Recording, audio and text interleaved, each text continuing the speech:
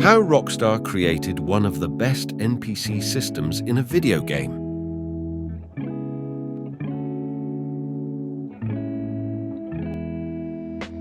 In this series, I will be taking a look at the NPCs in RDR2 and try to break down their work behind the scenes as much as I can. This will be a multiple video series.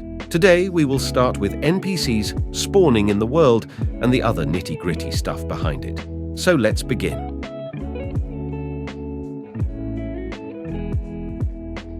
Before spawning any NPC, game devs usually create a wide roster of generic as well as story-related character models which will be spawned when the game is running. In the case of RDR2, there are dozens of models, costumes made just for a single area of the game. Voices are recorded for all possible interactions by different voice actors and applied on the fly. For example, you can see in this video that there are two same NPCs but have different voices. Hello, mister. Howdy. Oh, do you have the time there? No idea. Okay, thanks anyway. Beastie? Hey there. Hey. Nice to get away from it all, ain't it? Right. Similarly, responses are also defined and applied sort of randomly. For example, one NPC might fight you if you antagonize them, but the other might simply try to get away from you, and etc. The interactions will be discussed in the later video of this series. This whole system creates a sort of randomness that makes the world feel more realistic when these NPCs are spawned. Now, speaking about the word spawned, we move on to the next section, which is spawning is the act of creating and deploying an NPC in the video game world. Game devs program the system in such a way that ambient NPCs will be spawning in the game world around the player and behind usually off-screen areas or occluded areas. This helps in keeping the NPCs mostly from popping up in the middle of nowhere. Like in this scene, you can see NPCs coming out from off-screen areas or occluded areas, which in this case are trees, lampposts, buildings, etc. Sometimes you may see some of them popping up, but that's mostly rare.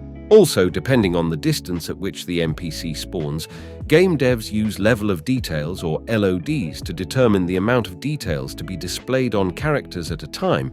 These are multiple models from high geometric to low geometric details and are swapped on the fly depending upon the distance of player from the spawned-in NPC. If an NPC spawns near you, they will be displayed in their highest quality mesh. However, if they spawned 70 to 100 meters away from you, they are spawned with a low detailed mesh. This technique helps in rendering dozens of NPCs on screen while not being highly taxing on the hardware. The game also ties the spawning with the in-game weather. For example, if it's raining, the game will gradually decrease the number of NPCs around you, and if the sky gets cleared, it will gradually increase the density of NPCs around you. Also, in-game time is used to change the NPC density of an area. Some areas might be more populated at day compared to night and vice versa. Then there are the ways NPCs are made to spawn in the world, like some spawn in horse, some in foot, some in wagons, some in random encounters, etc. This brings us to our next point, the types of NPCs in RDR2. From the get-go, the first NPC types are your campmates, whom you can talk with, do some chores, get their backstory, or do some quests for them. Then there are main quest NPCs which are used to directly progress the story.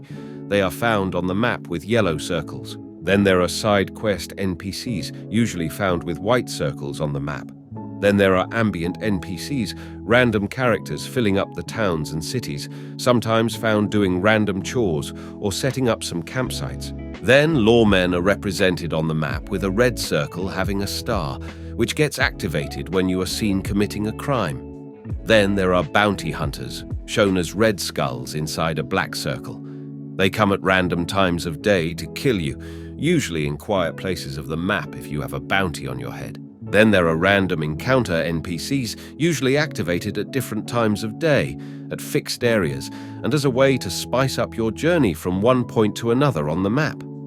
Finally, there are gangs and their encounters with the player if you step in a particular region controlled by one gang. Now that's a lot of types, so we will be talking about the ambient NPCs and their varieties you can find on the map. As I stated earlier in the NPC creation section, there are dozens of characters made just for one area of the game. If you go to the first town you encounter in the game, that is Valentine, and compare it with other towns, the dresses and sometimes faces of NPCs of each of these areas are unique.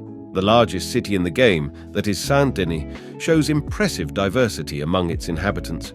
On one hand, you have rich Italians and French living on one end of the city. On the other hand, you can meet with Chinese and African-American NPCs living on the other parts of the map. Now, how does Rockstar achieve this variety? I think they achieve it by adding various layers in NPC spawning. Let me explain. First, the devs define a geographical area where the type of NPCs will spawn. For instance, people in and around Valentine spawn with NPC groups made specifically for that area. The groups can be laborers, farmers, townsfolk, etc.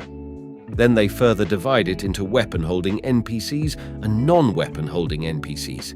Some of them are spawned in various states like walking, sitting, smoking, or doing some chore. At the roads, they will add wagons and horsemen to come in and out of the town, creating a sense of flow. Then, in some settlements, they add lawmen or guards patrolling the streets. In case of Saint-Denis, which has many groups of NPCs, the devs spawn a particular group of NPCs in more numbers compared to other groups. For example, one area of Saint-Denis might have more rich people living. But you may also find people of other groups either on foot or in horses or wagons, but just a bit little compared to majority group of that area. Though you can find various types of people traveling in the city through trams and wagons.